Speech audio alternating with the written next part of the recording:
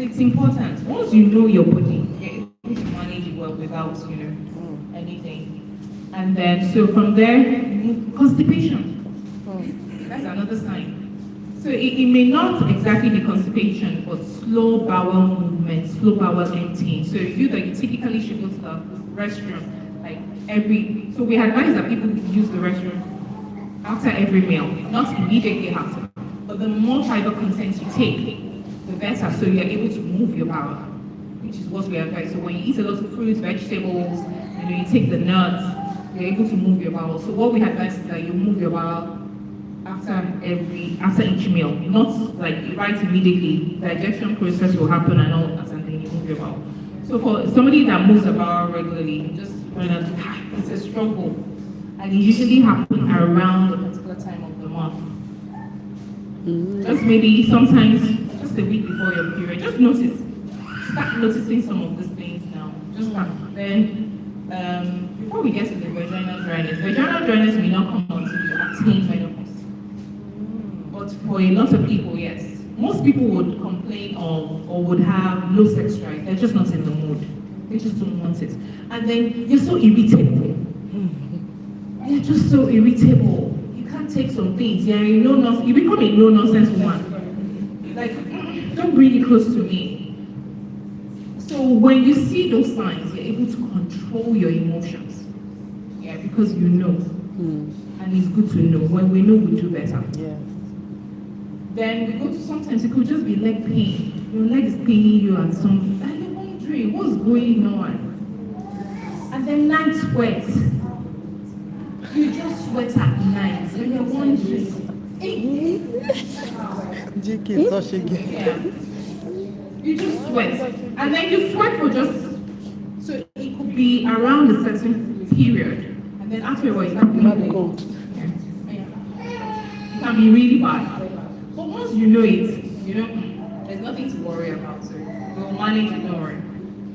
And then sometimes it could be just waking up at a particular time of the night. Insomnia, you're not able to sleep for the next 2 to 3 hours. Yes. Sometimes 2 o'clock. Yes.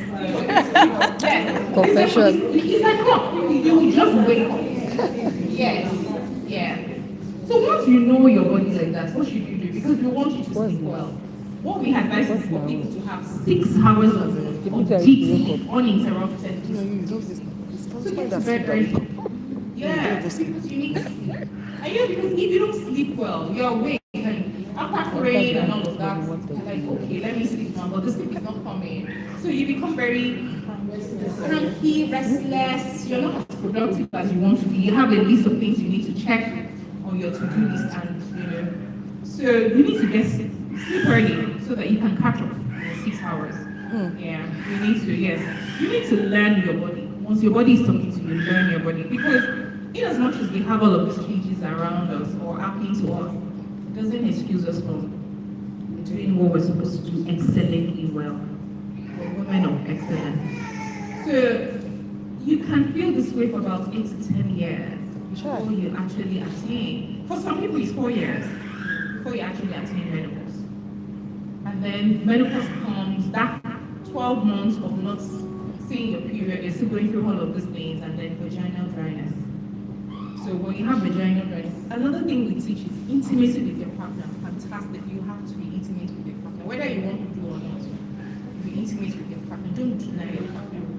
Despite the fact that, so if you know that you're going through these changes, you have to be able to manage your emotions, to tolerate. Yes, but it comes with understanding as well. I know you're giving me that eye. That's why you have to learn to your husband. You have to educate the men as well. So it's not, if you're not educating the women about peri-menopause and menopause, we have to educate the men because they need to know how to support us when you're going through all of these things. And so when you have vaginal dryness, seek help, get lubricant, because that's not an excuse for you not to be intimate with your partner, with your husband. So let's talk and discuss, seek help in the right, from a professional, so we're women and we've been wired like this, but God has made us so beautiful. Despite all of this, God has made us so beautiful. We're beautiful and wonderfully made. So you have to understand that it is just for a while.